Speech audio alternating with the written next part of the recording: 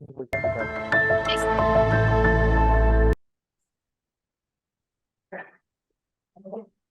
So, good evening, all. And today uh, we are having our third discussion forum meeting from Pan India on the topic of the healthy hundred, the longevity secrets of centenarian. Uh, Before we start, I would like to give you a brief introduction of what is PAN and what actually PAN does. So, it facilitates the integration of evidence-based nutritional intervention into the core matrix of healthcare by empowering healthcare professionals and facilitate evidence-based nutrition education in medical schools. It also provides guidance to policymakers and industry players to design strategies and a product to create better food system and achieve nutrition equity. It involves the international medical community in activities for furthering know-how on healthy eating environments and food systems. PAN increase also helps in increase knowledge integration and the sustainability of programs and projects through partnerships and collaboration, creating a public awareness, educating public through community outreach activities. Uh, Now, what is Mission PAN?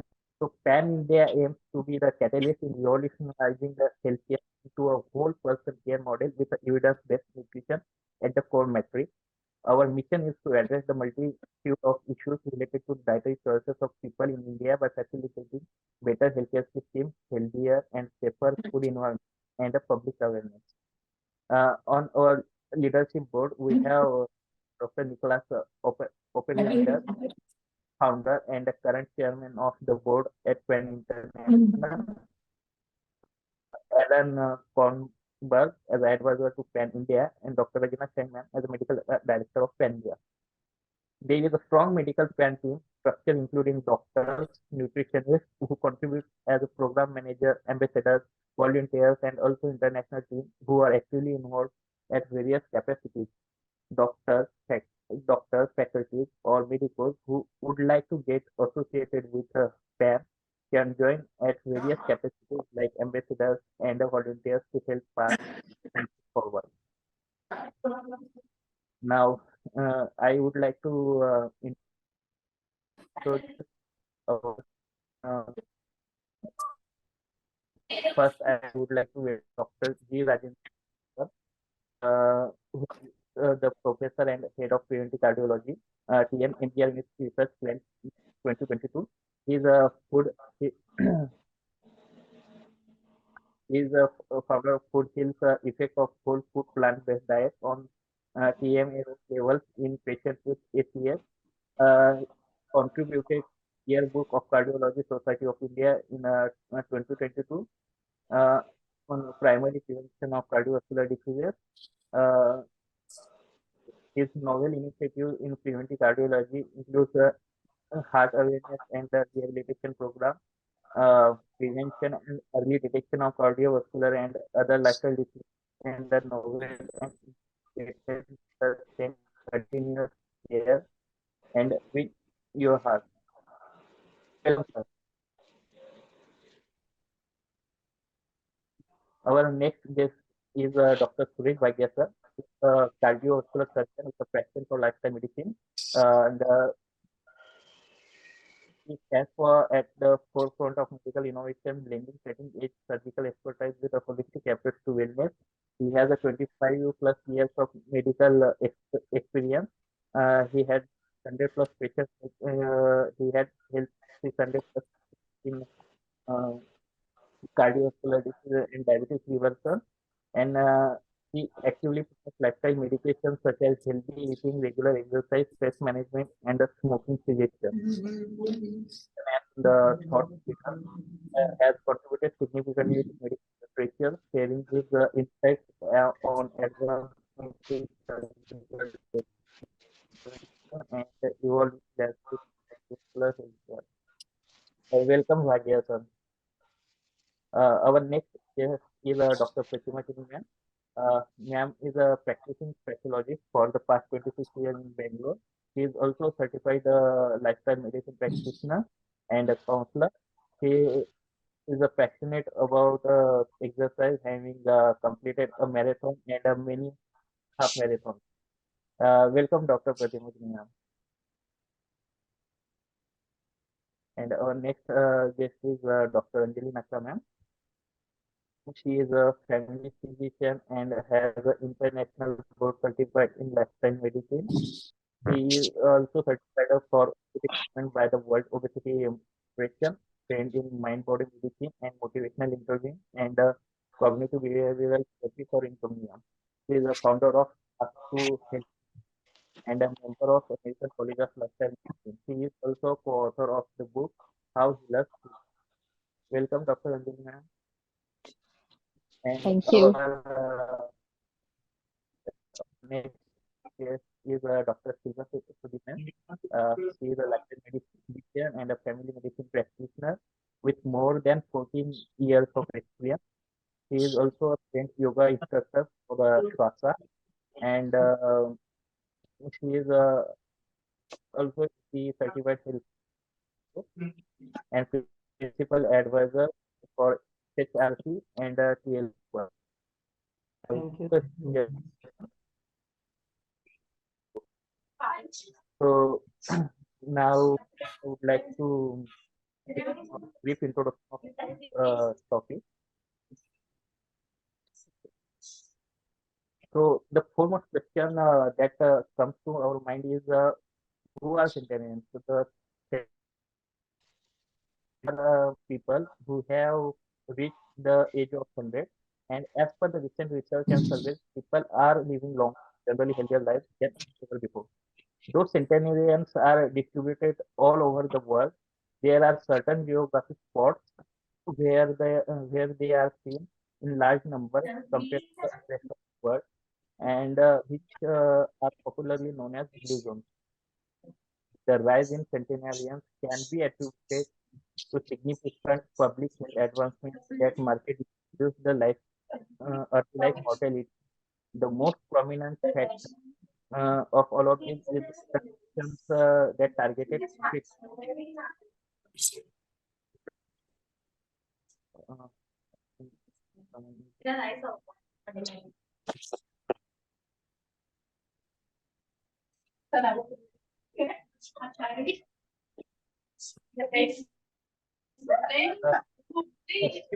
uh, maximum mute the uh,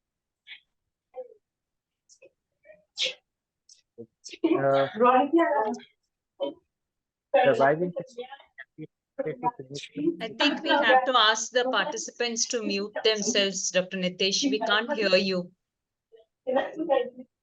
so can you okay let me see.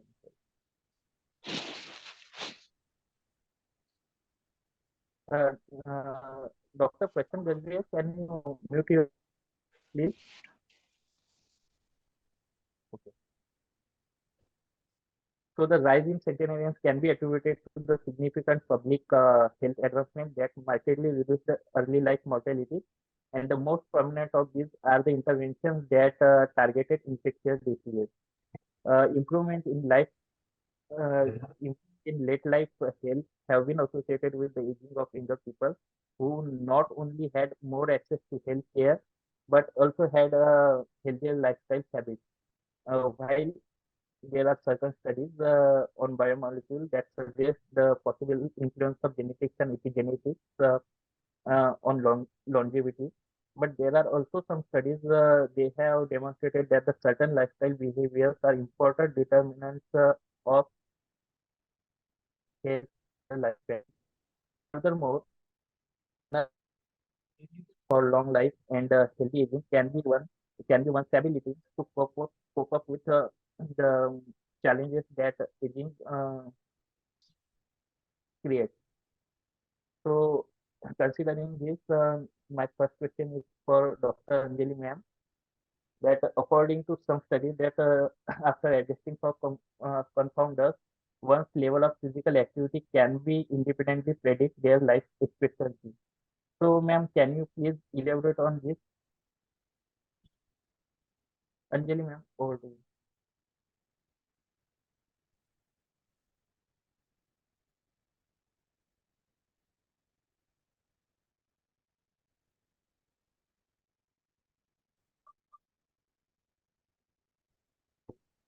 Uh, uh, Sorry, I was mute. not- Sorry. So thank you, Dr. Nitish, and thank you, Pan, for organizing this discussion forum. And thank you for inviting me. So, so yes, we all want to live longer, and we all want to, learn what can make us live longer. And I think physical activity is a very important part. It has been seen, if we go to the blue zones, what lessons we've learned from blue zones is that in blue zones, the centenarians, or uh, I think, can I request everybody to mute themselves? Thank you. So in the blue zones, the centenarians, octogenarians, the all the age groups that have been studied, they found that the physical activity levels are very high. Now, this physical activity is not a very vigorous physical activity. In fact, it's mostly moderate intensity physical activities. But in Okinawa, in fact, they found that it is even low intensity physical activity, which is the predominant part of their daily routine. The important aspect is that it's not that they're exercising; they are basically being active throughout the day. They spend more time. They professionally also they're into agriculture. They're into gardening. They're mostly outdoors most of the time. In fact, in one of the studies, they found that when they were looking at the resting time, they found that the resting time in which included sleeping and any time spent in supine position, it was barely about 8+ hours in one group, 8.4 hours in one group, and 7.9 hours in the other group. So that tells us a lot about how active they were all the time. And even if they're not doing outdoor activity, they're active indoors. Again, in Okinawa, even these centenarians, they're actively weaving, doing some indoor work, which is keeping them busy and which is giving them some form of physical activity. The other aspect of physical activity that we should remember, it's not just about the physical aspect of the physical activity, it is also that it helps to improve the cognition, and which is very important, because as a person ages, it is not just important to be physically fit, it's also important to be medically fit and to improve their and to have maintain their cognition as much as possible.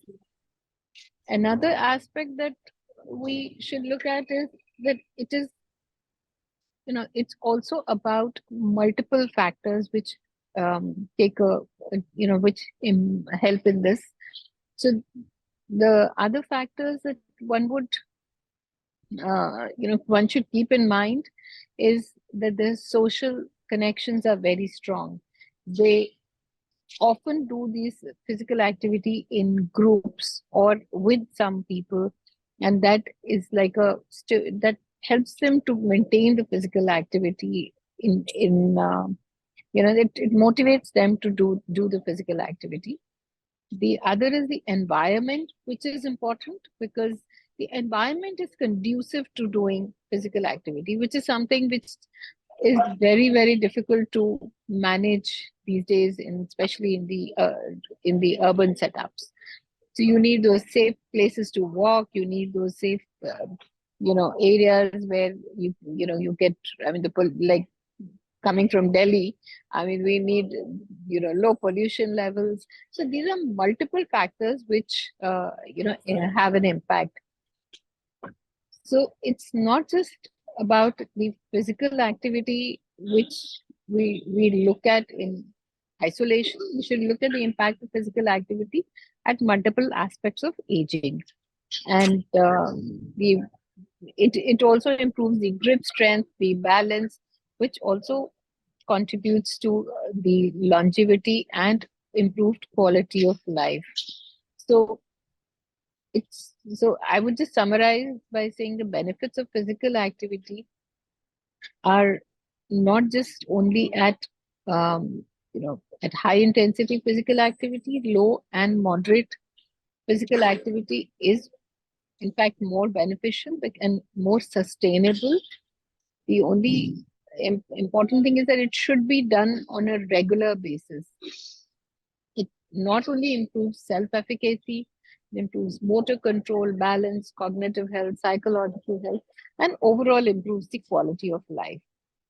So I think that is what we are learning is from the studies of blue zones. Thank you very much, ma'am. And you have already informed that you are having the schedule. Still, you find time for our forum meeting. Thanks for that, and thanks for sharing your valuable insights, ma'am. Thank you. Thank you. I would also like to ask other speakers if they want to share their views on this question.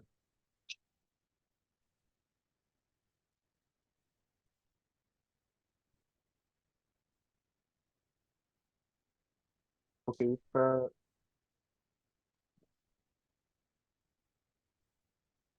then okay, now our next question is for Dr.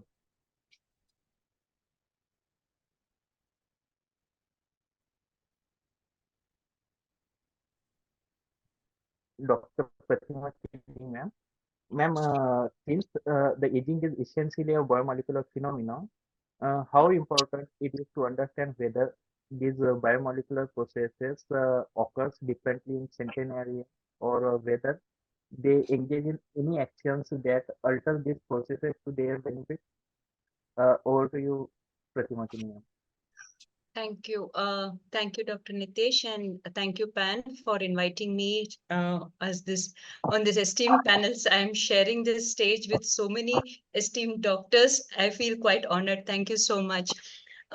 Basically, how I've understood this question is that they're asking us what role do genetic factors play in longevity and how much influence do individual behaviors have on epigenetics and longevity. Yes, genetics does play a role in longevity. While some studies show that it has a minimal influence, others, like studies by Pearls et al., demonstrate a strong heritability for exceptional longevity. Studies have shown that if you have a centenarian sibling, then the chances that you are going to celebrate your 100th birthday is 4 times more. And if that is not the case, if you have centenarian parents, that also acts as a contributing factor. But these are about centenarians, but can we also benefit the same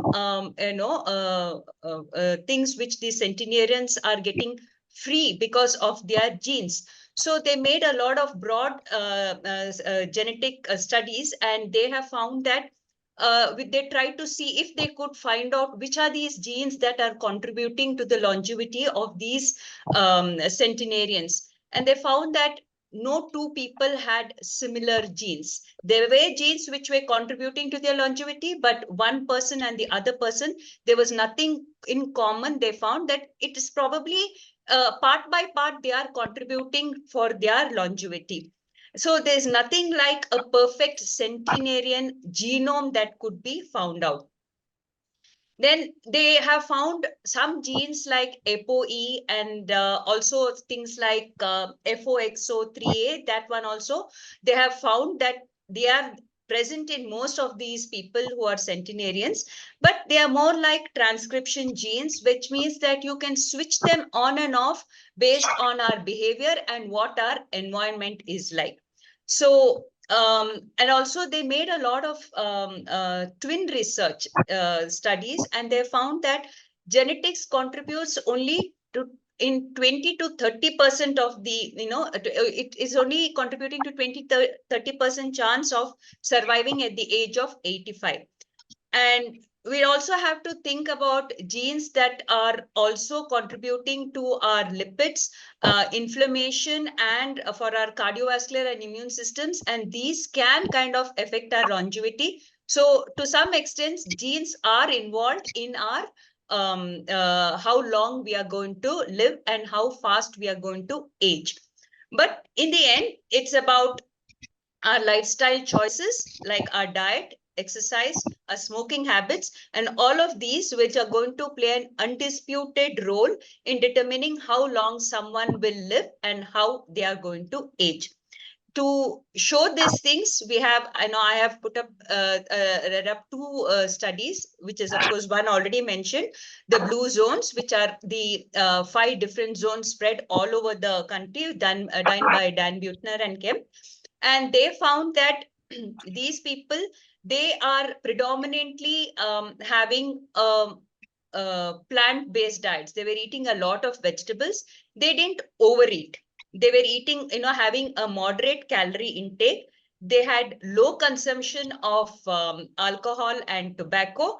And one thing which is very common is that they had a lot of physical activity, as Dr. Anjali ma'am just mentioned.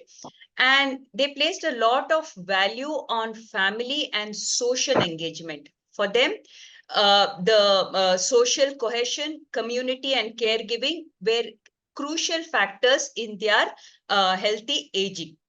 The other study that I would like to quote is the Harvard longevity study, which was, it was a part of the Harvard study of adult development, which is one of actually the longest longitudinal study that is happening even to date. It was started in 1938 with about 300 Harvard students, which were mainly men, because Harvard that time had only men as their students. And then they included their offsprings, then the some people also from the inner city of Boston area, and the wives of these students. They kind of included all of them, and the study is still going on. And what they studied is just not what their physical and their mental health is being. They also saw what kind of life trajectories they were leading, how many people actually did well in their careers, how many people were doing did not do well, who got into alcoholism and into a lot of smoking.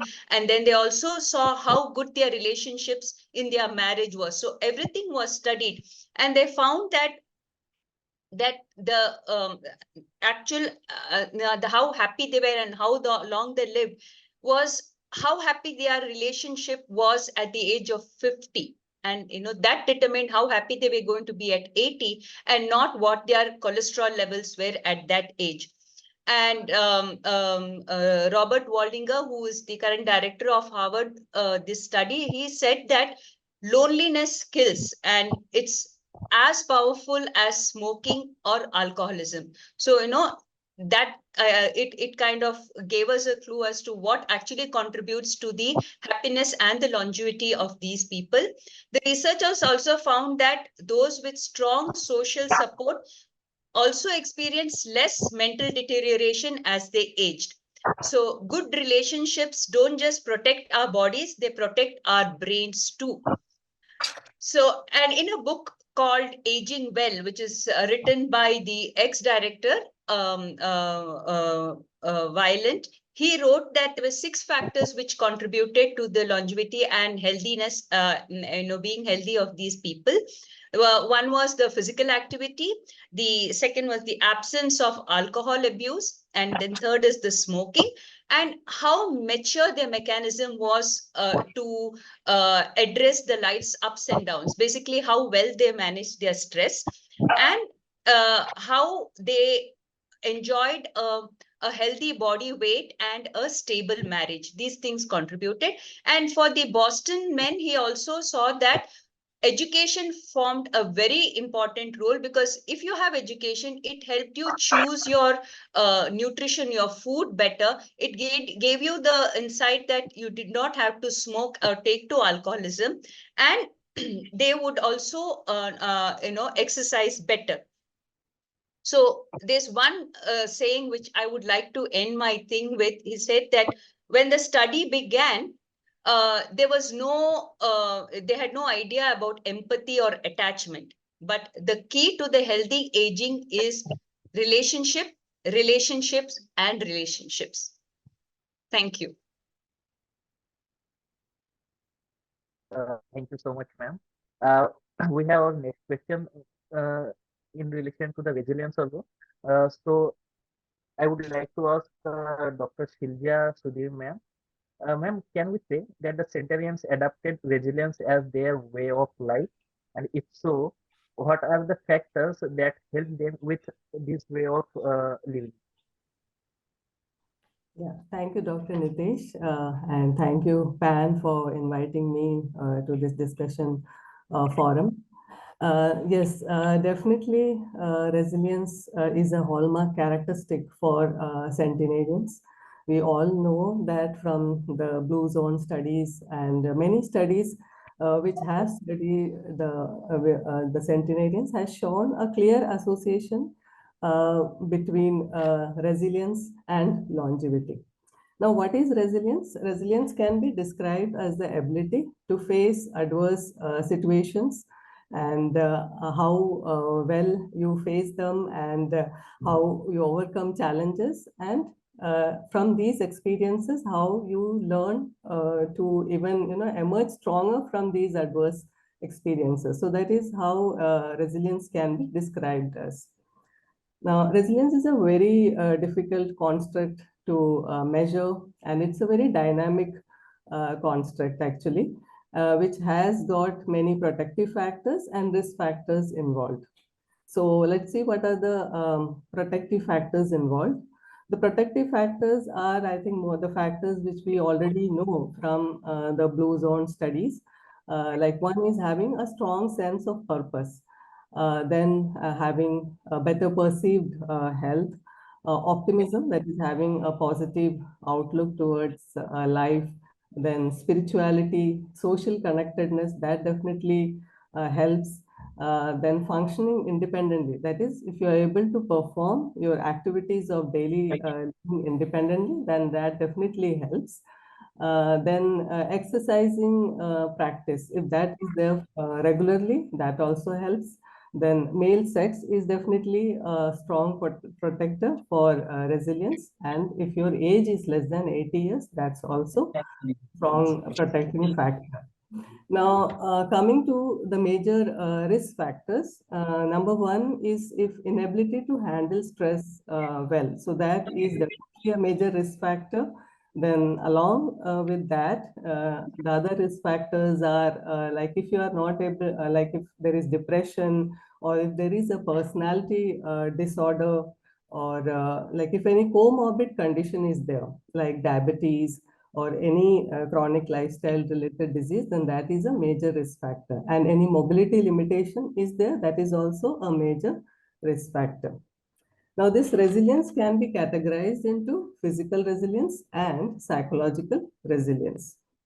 So the earlier studies have majorly focused on psychological resilience, and this physical resilience has gained a lot of importance in the recent years. So what is physical resilience? It's one's ability to, like recover from a functional decline, or like immediately, whenever you are faced with any major health stressors. So this your physical resilience, it depends majorly on your physiologic reserve. So what is physiologic reserve? So during our physiology classes, so we all have studied about homeostasis and how all our physiologic subsystems or our organ systems, they function in a certain homeostasis. That is, they have got that basal work output. So whenever we are faced with any major stressor, so all our these organ systems have to push to peak output level for to confront that particular major stressor. So this difference between that peak work output and the basal output, so that is our physiologic reserve. So why knowing this is important? Because this is the area where interventions, where we can intervene and we can improve our physical resilience. So this is where WHO came up with the concept of intrinsic capacity framework. So intrinsic capacity is the sum total of our physical and mental capacity, which includes even psychological ability also. And based on this concept, WHO came out with an innovative care plan called Integrated Care for Older People. So what this was based on was mainly, like we know, this is the decade of healthy aging, right? Like 2021 to 2030 has been declared as the decade of healthy aging by UN. So during this time, WHO felt the need to move away from, that traditional disease approach, that disease perspective to capturing, it felt the need to capture the health trajectory of older people from a functional perspective. So this program, or that is integrated care for older people, this program was based mainly on the concept to improve the functional ability of older individuals. And how this could be done was by improving the intrinsic capacity of older individuals along with their environment, because the interaction between intrinsic capacity and their environment is so important. So how this was done was what I can say, this is being done. This program is currently being rolled out in various countries, including India. So how this is being done is the intrinsic capacity is being assessed for a decline. And how the assessment is done is under 5 major physiological domains. Number 1 is locomotion with the chair rise test. Then number 2 is the cognitive decline is assessed by working memory or memory recall, or by the orientation. Then number 3, you are assessed for your vitality. That is, if there is any weight loss or there is any loss of appetite.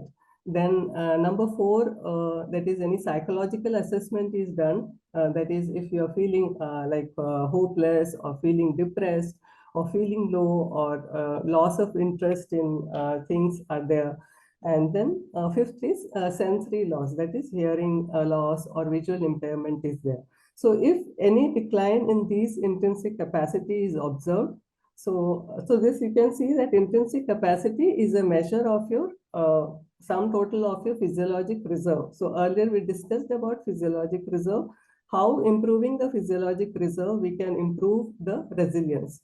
So this is an intervention-based program. So the healthcare professionals and the caregivers in the community at the primary care level, they are given training to assess the decline in the intrinsic capacity, and also to do interventions for the same, like evidence-based interventions to restore the intrinsic activity. And in this way, their functional ability of the older people can be restored. So this becomes important along with the taking care of the environment. So WHO also has introduced the framework for global age-friendly cities, where the environments are made conducive, like Dr. Anjali said. So we need, the good, whether it is the roads or the pollution level needs to be, so your environment should be conducive. So that's very important that environment be taken care of when it comes to housing, or when it comes to transportation or building, or even the social environment. Like the older people should feel inclusive, or they should be given an opportunity for participation, and community support is important. Then providing them with employment opportunities and also good healthcare facilities. So many programs are being rolled out in various nations, at whether it is at the individual level or whether it is at the community level. So mainly to delay this decline in the physiologic reserve, and thus improving, or I can say restoring the physical resilience in the long run. So I think knowing about these factors, and knowing that affect resilience, and also knowing about these interventions which can be done to restore resilience, I think it helps a lot me in my practice. And also I think my fellow clinicians also will benefit by knowing these factors. for helping people with healthy aging, as well as I think it will help the patients for a very fulfilling and enduring life. Yeah, thank you. Thank you very much, ma'am. So from Silja Sudhir ma'am's insights, it is quite clear that certainly the resilience and one's intrinsic capacity can help people live longer and healthy life. There are certain lifestyle factors that also plays a crucial role in health and disease. One of such factors is the dietary habits of people. So my next question is for G. Rajendran sir, that many studies on centenarians indicate that eating a diet that is predominantly plant-based on a regular basis may be a contributing factor in the extra years that centenarians live.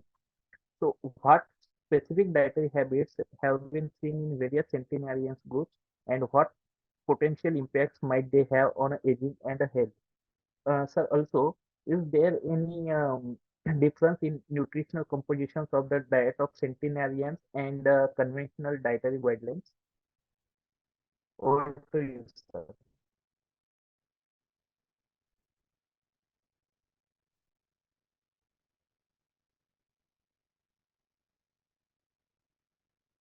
G. Rajendran sir, are you able to hear me?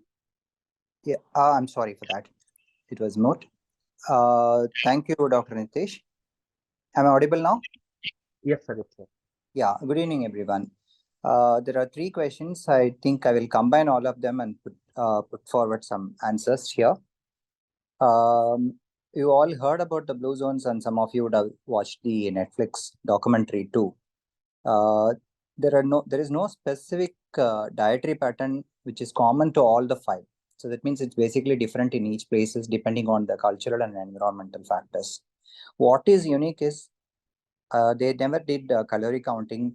They didn't have any supplements. They were not weighing for proteins, and they were not used to reading nutrition labels. Basically, they were not into lifestyle medicine courses. It was all natural. So many things are there in the dietary pattern, but Dan Buettner has summarized and given it as 10 beautiful points. I'll just deal with those 10 points and try to compare with the guidelines then and there. The first and foremost is we are all used to the term called whole food plant-based diet. Was in the blue zones, was it a whole food plant-based diet? No, they were definitely using animal products too. So they were following a 95-5 rule.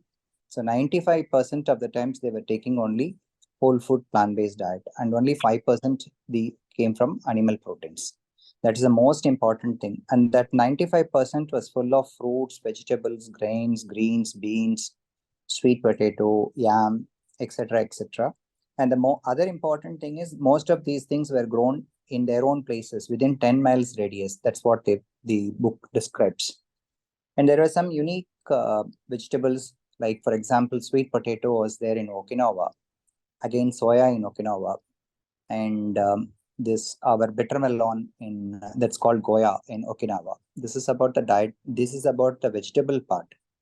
The second most important thing is I said 5% came from animal protein. So they have divided into various parts here. So point number 2 is limiting meat or retreat from meat.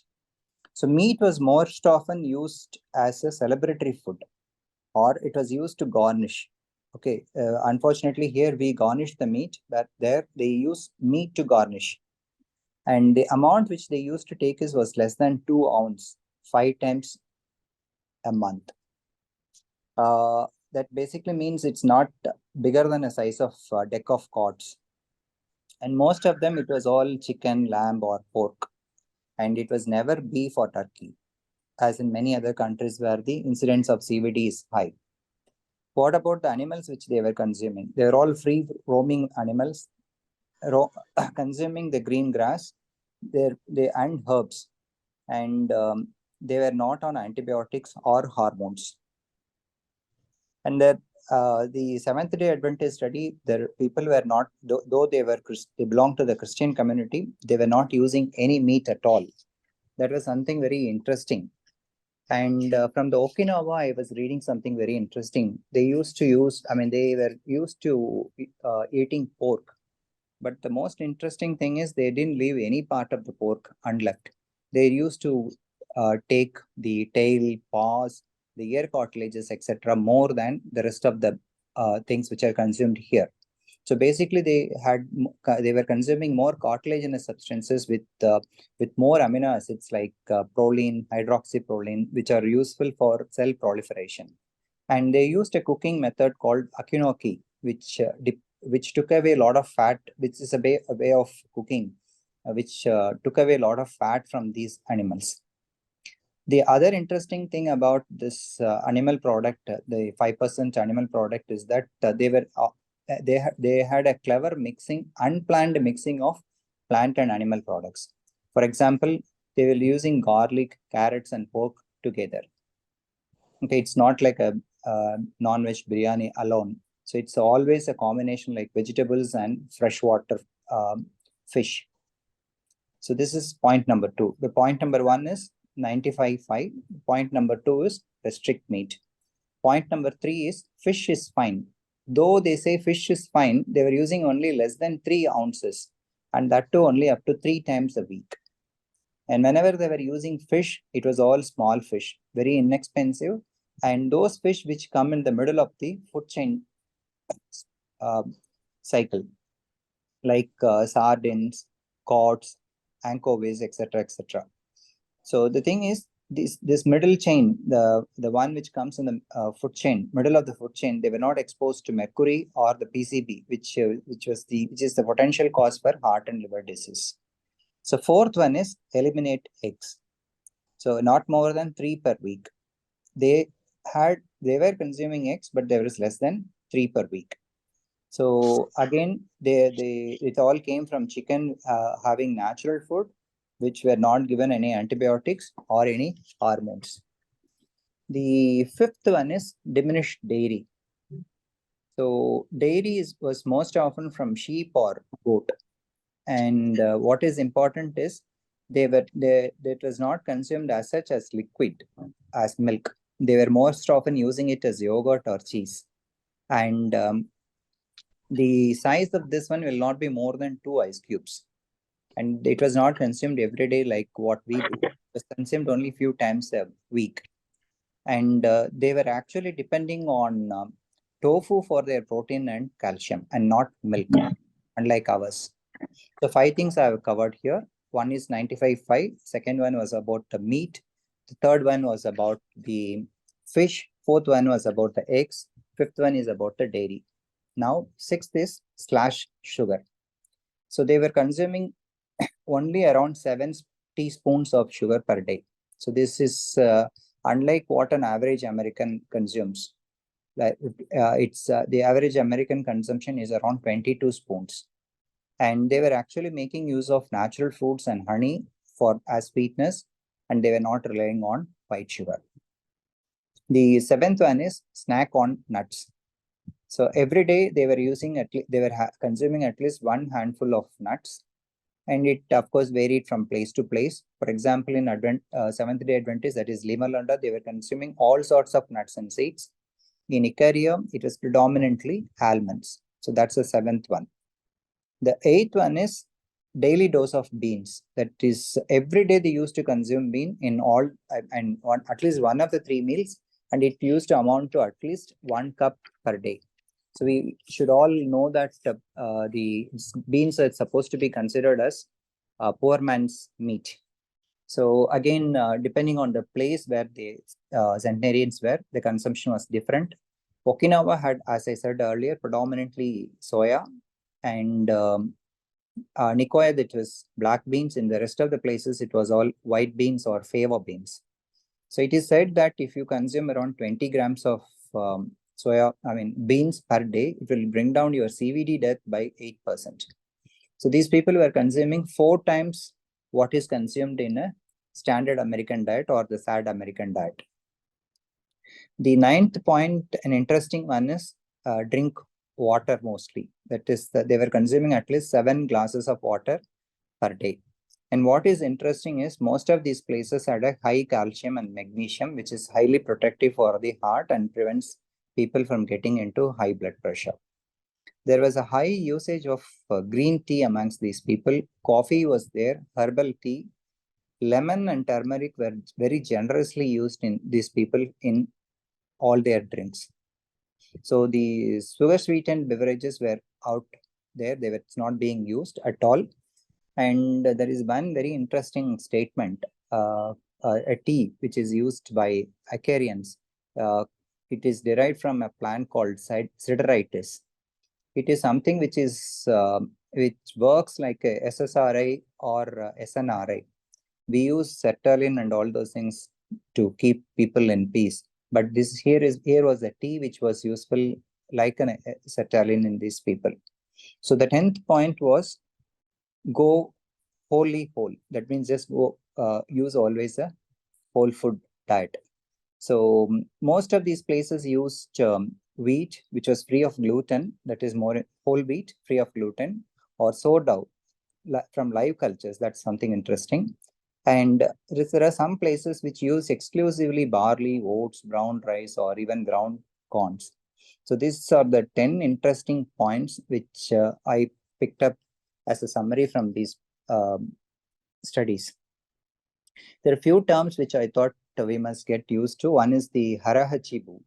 I'm sure most of you would have heard that it is used by the people in Okinawa, where they will stop eating when their stomach was 80% full. Thereby, they were sort of following a calorie restriction, though not in the name of calorie restriction.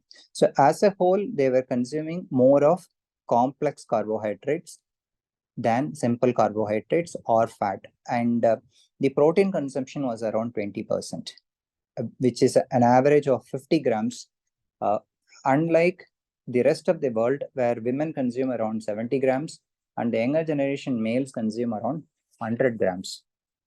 So just about the calories, there was a mention about the calories in the previous speaker. It was not uniform amongst these 5 centers, 5 places. The less consumption of calories was in Ikaria. And the next one was in Okinawa, where there was around 2000 calories per day. In the rest of the places, it was around 2400 to 2800. That is something which is a little baffling. Well, I've written up a table here which shows that the consumption of various items per week. So vegetables and fruits were consumed at least 5 to 6 times a week. It's in all the 5 places. Dairy in around 3 times a week. Meat just once a week, and fish, which is 0.5. That is half a day. That's it per week. That's how it is all given. So basically, they were not following a written prescription. It was all by their culture. And most of the write-ups are based on observations here in the blue zones. So they obviously lived long, and what is more important, they lived healthily. So the chronic diseases were definitely less in those places, especially the CVD and malignancy. Maybe I think I'll stop here and take up questions if needed later. So, sir, we will take questions in the end of this discussion. Thanks for sharing your insights, sir. So, though already Dr. Rajendran sir and other earlier speakers said that the centenarians depicts certain distinct behaviors, we would like to learn more on this topic. So, my next question is for Dr. Bhagia sir, Suresh Bhagia sir. Sir, given the global distribution of centenarians, are there regional or cultural variation in the factors that contribute to the people living 200 years or more? And also, how can the knowledge gained from studying these people be incorporated into the broader public health initiatives in India? Over to you, sir. All right. Okay. Thank you. Good evening, everyone. And thank you, Nitesh and Pan, for this session. Can I screen share so we'll make it more colorful? So, because it's going to be a Republic Day, so we should celebrate. And you cannot screen share. Who is screen sharing? Amrita. Okay.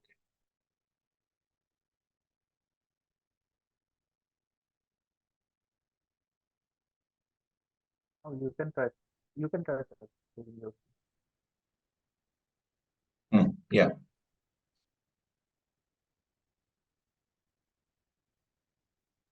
Yeah. Should we make it big? Ne?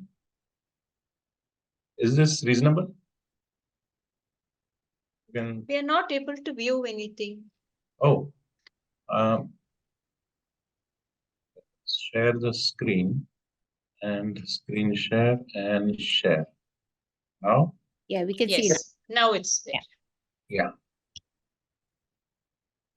So, yeah, there were regional and cultural differences in all the different places, like all the blue zones, whether it would be like Japan or Mediterranean or Loma Linda. So, what would happen here is, like, especially in Okinawa, they were having nutrient-rich foods such as sweet potatoes, tofu, and seaweed, which was easily available near their seaside. Mediterranean people, their diet was rich in fruits, vegetables, whole grains, and olive oil. So very typical olive oil in the Mediterranean. And surprisingly, out of the entire California, there was a place, Loma Linda. So this was, dominated with Adventist church people. And this diet was supposed to be restricted or free from animal foods because of their uh, faith and belief systems. And social connections, of course, as everybody pointed out, was very common with community engagement and family bonds and games. And this contributed to the emotional well-being of these senior people. Physical activity, again, low grade to moderate, like gardening, cultural activities, just walking around, moving around the house, doing household chores. So that promoted mobility and strength. This is a very important factor nowadays, I mean, sarcopenia. So I think if you increase the muscle rather than weight loss, if you increase the muscle, longevity and health increases, and heart disease also becomes less. Mindfulness or like meditation and stress reduction, resilience capability or coping with stress was important. So now, can these things be converted for India? Can we make India blue? So it has to be, with various initiatives, with its diverse cultural landscape and a rapidly growing population. I think 135 CR can benefit from incorporating insights gained from studying these 5 blue zones so far. And traditional Indian diets, many people have got that vegetarian thing in them, but it has to be like harnessed and put into a right perspective. We already have, like, you go to Punjab, there are grains and legumes, dal, and that thing is there. But that concept is still not there. That how should we make it and how to consume it in the proper way, because it is consumed with processing, and therefore, or like if even oil is used, healthy oil, then problem is that it becomes like trans fats, once they heat it up. So what can we do? Our best bet would be like develop community programs, like initiatives whereby we enhance the social connections, we promote community engagement, strengthen family ties, interactions. As I said, there is a marathon or like some different events whereby they become closely connected. And cultural activity. So this will promote physical activity. You can have free yoga. So Ramdev Baba is already doing that. So that is very good. And so many people now we are seeing after this COVID, Zoom has taken place and free Zoom classes are being done for different people. whether it is yoga or aerobics or so many things. So that is really great, and we should be thankful to those people. Mindfulness practices like integrating mindfulness and stress reduction in public and health campaigns. Maybe this can start right from school age. It can be a government initiative. So that maybe some bill has to be passed or something. So we come to this final thing that is like integrative medicine. So preventive care, we should enhance access to preventive health care for all these people, because as they are growing, there is a chance of some disease or what should we say, the telomeres will have problems, in the genes. So they need more access to the preventive care. And the health literacy should improve by like what we are doing. We are doing internally. We are already literate. Maybe we can do this or take it to the common people and have health education Zoom classes for those people. Elderly support is good in US, like social security plans, and even in the UK. India so far has not come up. Maybe we have to tell the PM that we can have some social security cards and something like that. And technology now, our friends are doing good. Like Dr. Devi Shetty has started telemedicine. So he takes actually cardiology and cardiac surgery to the village. He has got mobile vans whereby he's doing good service.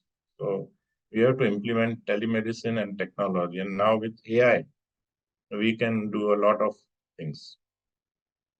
So lifestyle medicine can be done at the village level, in the city or state or nationwide or even internationally. We can go worldwide with this. And then this pan India and international, I think that can play a good role in this. Operation, I think this guy, Yogi, has started doing this in Lucknow. He has stopped butcher houses, and maybe we can replace McDonald's or Burger Kings with opposite to that. We can start like vegan cafes or something like that. And we can give incentives for fitness. Those who are fit, maybe they can get a prize in the school or something. And yoga classes, as I said, Ramdev Baba is doing very good. Free TV classes, free Zoom classes. And so many people have started doing. Then they've converted into money, but that's fine. Maybe they deserve that because they started free initially. And so it should be a holistic plan whereby the society gets involved at a school, college level. And financially, maybe those who are privileged or rich, they can do some sponsorships to promote these kind of activities. And politically, I think the politicians, if they use their own sense, that is good. Otherwise, people should vote for the right leaders so that things change. So then this project can be successful. Thank you very much. Thank you, sir. Thank you very much, sir. Thank Now, let me share my screen again.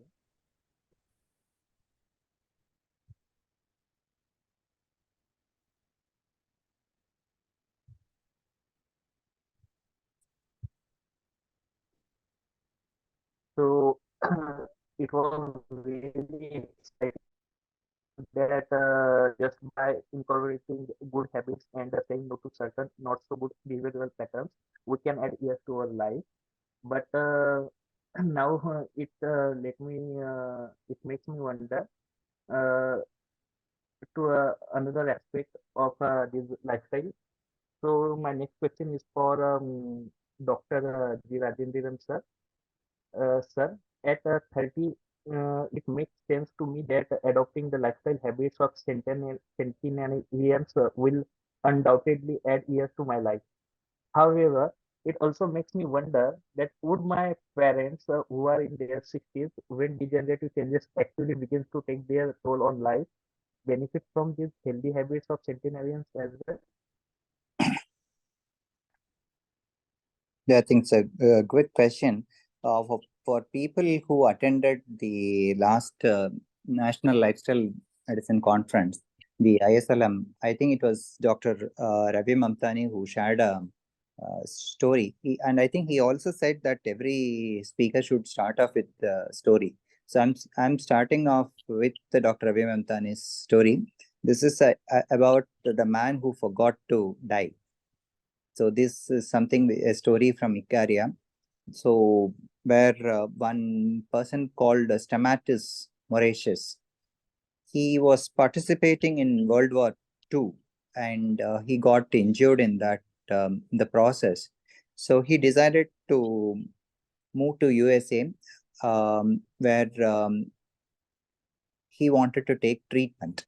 So he took treatment and finally settled there. He started painting houses, etc., etc. And then he got married there. He was happily living for around 30 years. So he left his place in Greece at around 30s, and he was living in Florida for, till 60s, mid 60s. And mid 60s, while he was walking up hills, he found himself breathless, and he was found to have a carcinoma lung. So doctors there, the physicians told him that he will live for around 6 to 9 months only. So he decided to pack up and go back to his place because he felt that he may not be able to meet or his family may not be able to meet the funeral cost. So he decided to go back to Greece and settle there as long as he lives. So he wanted to spend time with the family, his friends. I think we were discussing about the social connections, etc., etc. So he got into hold of his friends. He was happily drinking. He started doing gardening, and he thought those plants he was planting will be useful for the family and will not be useful for him. But he kept living around 3 decades, and he passed around. I think he passed away at around 102 or something like that. So he outlived, and when he was asked about what made the brought the changes in him, though the doctor said he will live only for a few months, he lived for a few decades. So he said it's all about pure food, pure wine, and pure herbs. So this was his comment. He was also asked whether he went back and told his doctors who predicted his death, early death. He said those doctors are not alive anymore. So the lifestyle modification can obviously begin at any time in our lifetime.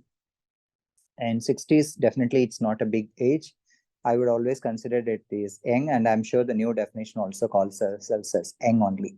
So only thing is, when we start prescribing lifestyle changes at a later stage, we must be aware that there will be more comorbidities than the youngsters, than the ones who come for a routine health checkup or the lifestyle medicine, lifestyle modification courses.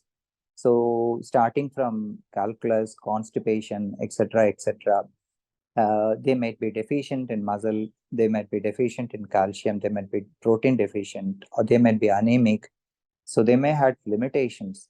So all these things to be kept in mind, and prescription should be individualized. That's the only thing. I'm very sure at any age things can change. And we have had patients who are living right now, um, visiting me regularly. A person from Chennai had moved on to Coimbatore, and in Chennai they had told that he's not operable. So he had a severe triple vessel disease and a very bad LV. His ejection fraction was around 15% when he came to me, and he was pretty much symptomatic. So I didn't talk to him about lifestyle modification at all. This happened 3 years ago, and I just put him inside the hospital. He was not very happy. Then slowly he became asymptomatic, less symptomatic, and then I started talking about all the 6 pillars of lifestyle modification. Now his LV has improved dramatically, and more importantly, he is now walking around 4 kilometers every day. And what is more important is that he's totally off diuretics. I have educated him as to when he has to use his diuretics because he has got a bad LV. So he's totally off diuretics. So that's the case. So I'm very sure anybody can live, follow the lifestyle modification at any age. Thank you so very much, sir, for sharing such inspiring stories and also for your valuable knowledge. Now, I would like to open the floor for questions for our audience. If you have any question, you can unmute yourself and ask, or you can also put question in chat box.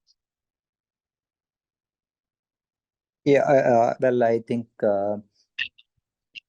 not actually academic, just I would like to know, is there a place in India which has a lot of centenarians? I was going through the literature because in one of the meetings, people asked, why do you quote always the blue zones? Why not quote the people who lived in India? Uh, is there anyone, I mean, anybody is aware of a place wherein we have a lot of centenarians? Uh, I would I would like to request the other speaker to answer the question, please.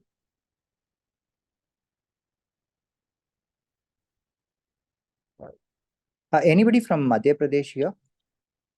Yes, doctor. I was born and brought up in Madhya Pradesh. Yeah.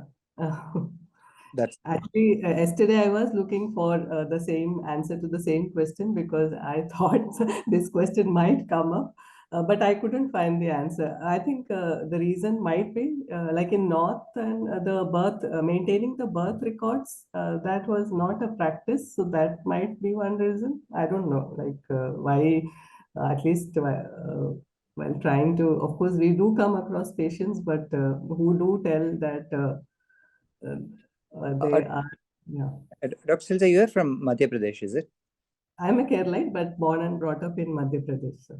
That's fine. So I was reading a newspaper clipping which Yeah. says there are a lot of centenarians who are about to vote this time in the place called Dinga Kedi, something like that. Okay. I've written it down. Unfortunately, my handwriting is not legible. Okay. I can possibly share it with you in your Yeah. Yes. weekend. Yes. I mean, Yeah. if we could actually visit the place and learn something, we can do something for our own people rather than following. Yeah. Yes. Yes. Sure. Yeah. Yeah. Thank you, sir. Thanks Yeah. for this issue, sir. Well, if nobody else has question right now, I'll put one more question. Yeah, I think one of the speakers brought out the list of things which can be done in India. I agree with them. And actually, how are we going to do that?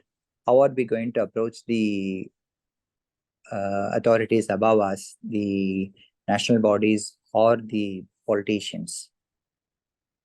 Ultimately, that's what we need to do. So it's not a question of talking in this forum and just leaving it alone. So it's important, if it's possible, to take it forwards and do something useful. Yes, I think that is one of the missions of PAN as well.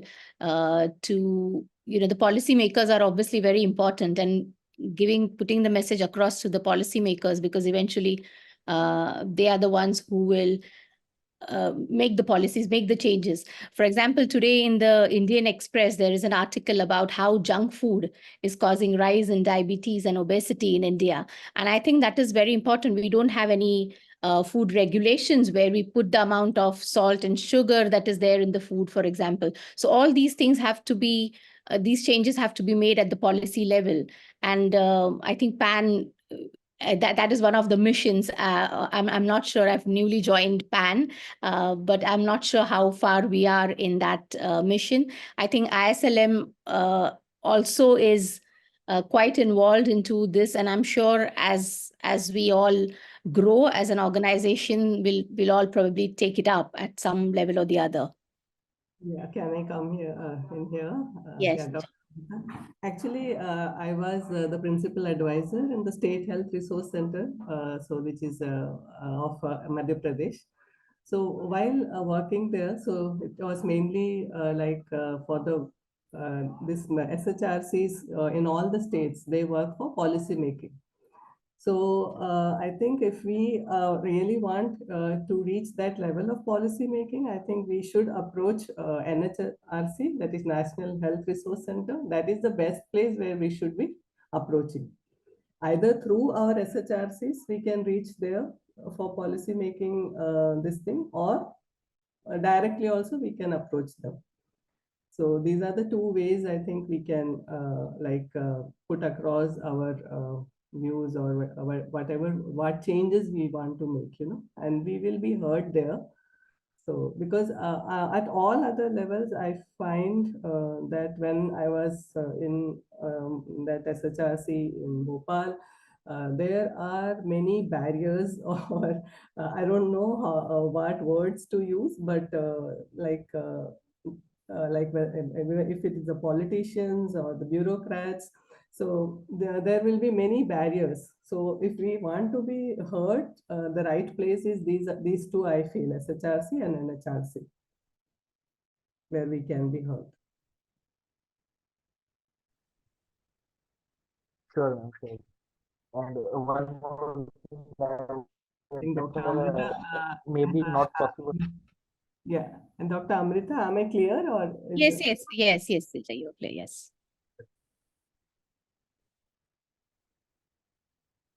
So is there any question from audience?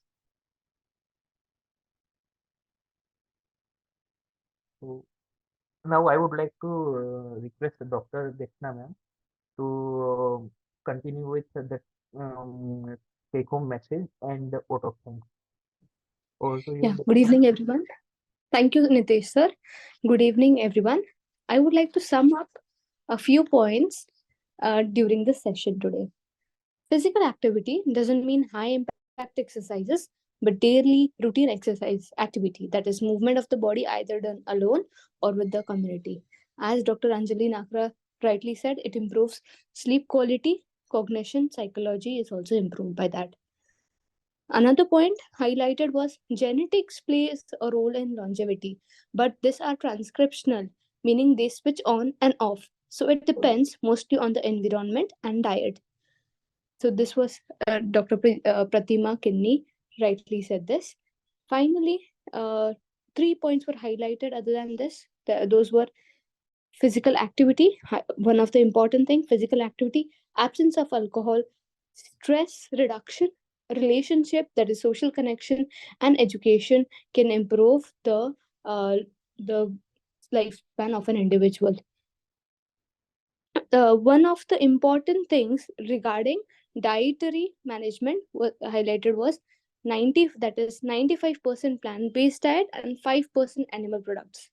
Less of meat, fish, eggs, dairy, sugar, nuts, handful, mostly almonds, beans 1 cup, water, minimum of 7 glasses was consumed by these centenarians, green tea consumption, ginger, and specifically whole food were the important highlighted points during the session.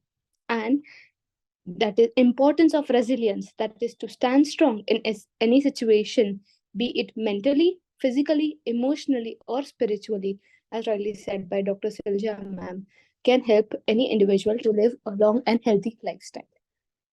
With this, I would like to present the vote of thanks for this session. Insightful discussion forum centered around the fascinating topic of centenarians. I would like to extend my heartfelt gratitude to all of you who participated and contributed to the enriching conversation. Our esteemed panelists brought forth a wealth of knowledge and diverse perspectives, shedding light on the secrets and stories behind who have reached the remarkable milestones of living a century. Their insight into the factors contributing to longevity, the importance of lifestyle choices, and the evolving landscape of healthcare for centenarians have been both enlightening and thought-provoking. A special thank you to our audience who were patient enough to attend the session. I would also like to express gratitude to Pan India, Dr. Regina ma'am, and all my colleagues who have helped and contributed for this session. without whom this event would not have been possible. Thank you once again for being part of this illuminating discussion on centenarians. Wishing you all continued curiosity and a long, vibrant life ahead. Thank you. Thank you, everyone. Bye-bye. Thank you, everyone. Thank you. Thanks for joining today, and we will meet again in the last week of next month with discussion. Thank you all for joining today, and have bye bye. Nitesh, Yes, sir. just one last word before we wind up. So the Blue Zones people use a word called Akea, AKEA. That basically means may we all live long. Thank you, sir. For We can wind up called Akea. Yes, sir. Thank you, sir. Thank you. So we should all say Akia to each other. That's Yeah. right. Thank you, Dr. Rajendran, Thank for you. that insight. Thank you. Okay, bye-bye. Good night.